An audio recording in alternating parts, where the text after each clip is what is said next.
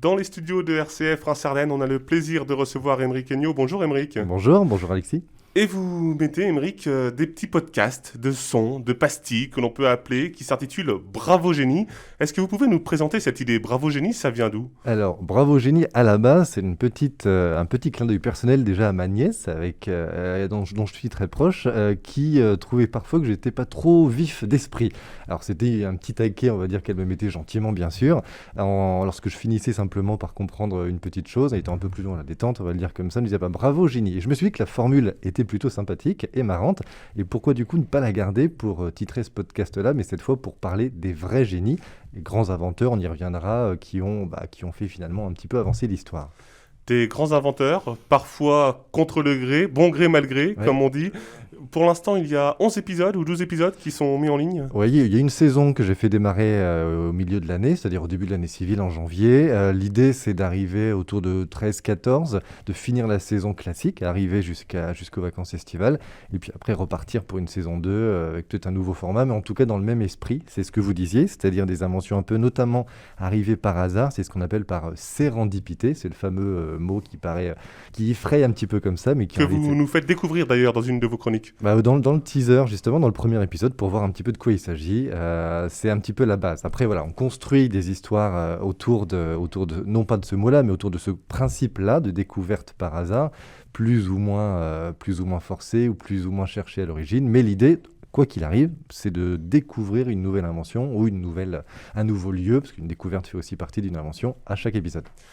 Au fil des épisodes, effectivement, vous nous faites découvrir des nouvelles inventions. Si l'on balaye les premiers formats déjà mis en ligne, que vous nous emmenez dans quels univers? Parce qu'on est un petit peu partout. On est à la fois dans la poudre à canon, dans la chips. C'est vrai, effectivement, oui, ça paraît, c'est un grand contraste comme ça.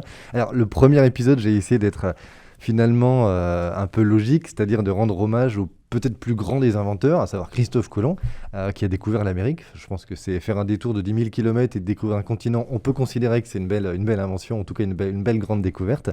Alors il y a des territoires comme ça, il y a aussi la grotte de Lascaux par exemple, donc dans le côté géographique, historique, préhistorique en l'occurrence ici.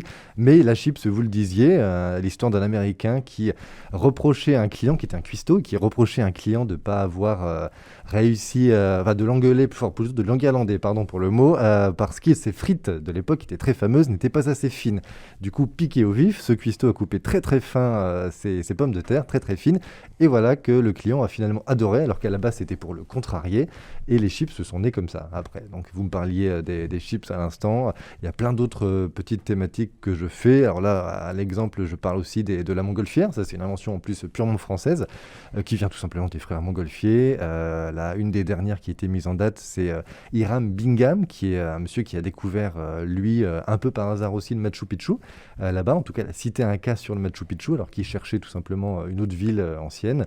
Et puis voilà, il y a aussi des petites surprises pour la dernière, je ne vous en dirai pas plus, mais il n'est pas impossible qu'on reparle gastronomie après les chips, avec éventuellement une tarte tatin.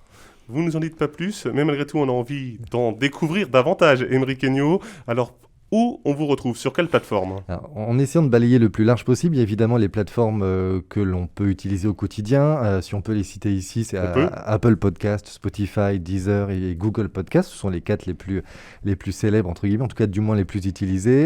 Et puis on a aussi d'autres, comme Amazon Music qui vient d'ouvrir plus récemment, SoundCloud, TuneIn ou Tunel, je ne sais pas exactement comment on l'appelle. En fait, à partir de ces 3-4 principales plateformes, vous pouvez aussi en avoir plein d'autres comme Castbox, etc., qui permettent de nous écouter sur d'autres supports, et notamment à l'étranger. J'ai découvert ça par le plus grand des hasards. En tapant Bravo Génie. Tout simplement. Vous avez également la plateforme qui héberge ce podcast pour qu'il puisse ensuite être diffusé, qui s'appelle Ocha, et c'est grâce justement à cette plateforme-là, il y en a plusieurs, pour ne pas faire trop de concurrence, on peut aussi citer par exemple Encore ou autres, qui nous permettent ensuite une diffusion la plus large possible. Mais effectivement, sur tous les moteurs de recherche, vous tapez Bravo Génie, et quoi qu'il arrive, vous tombez sur l'un des réseaux et une plateforme d'écoute. Et parallèlement à ces capsules sonores, parallèlement à ces pastilles, vous êtes également actif sur les réseaux sociaux, ça peut être Twitter, Facebook, Instagram, où là vous partagez des anecdotes, alors peut-être un petit peu plus populaire ou un peu moins fourni en détail, puisqu'on n'a pas le temps de s'exprimer, mais où au quotidien, vous essayez de partager un petit quelque chose. Ouais, on est sur un autre format. L'idée, c'est de pouvoir faire un relais, comme vous le disiez, sur les réseaux sociaux. Alors, c'est une anecdote quotidienne, donc c'est un petit travail parce que je mets un petit point d'honneur quand même à ne pas juste aller sur Wikipédia, le grand classique, parce que parfois c'est très bien, mais parfois c'est aussi un petit peu erroné. Je me suis aperçu qu'il y avait des erreurs de date, donc il y a un petit travail qui est fait en amont pour chaque petit billet, petite anecdote du jour, et ce sont des anecdotes historiques. Alors, on peut avoir une date de couronnement de la reine d'Angleterre, le lancement de la première de chevaux, ça peut être le dernier concert des Beatles dans leur bar fameux de Liverpool. Voilà, c'est très très vaste. Le principe, c'est qu'il y ait évidemment toujours un petit lien avec le podcast, c'est-à-dire avec le concept de Bravo Génie. Donc, c'est une petite anecdote sur une ou plusieurs personnes qui ont fait une petite chose en plus, on va dire, dans leur vie, quelque chose qui est resté fameux, resté important dans l'histoire. En tout cas, Émeric Aignon, on vous remercie d'être passé par nos studios. On invite tous nos auditeurs à découvrir Bravo Génie. Évidemment, le format son, c'est le meilleur. C'est là qu'on s'éclate, il y a du dynamisme, on a envie de l'écouter. Et tout de suite, ce que je vous propose, Émeric, c'est que vous nous avez apporté une petite sélection. On écoute un des morceaux que vous avez pour l'instant créé de cette saison. Eh bien, avec plaisir, et du coup, bonne écoute à tous vos auditeurs. Merci beaucoup.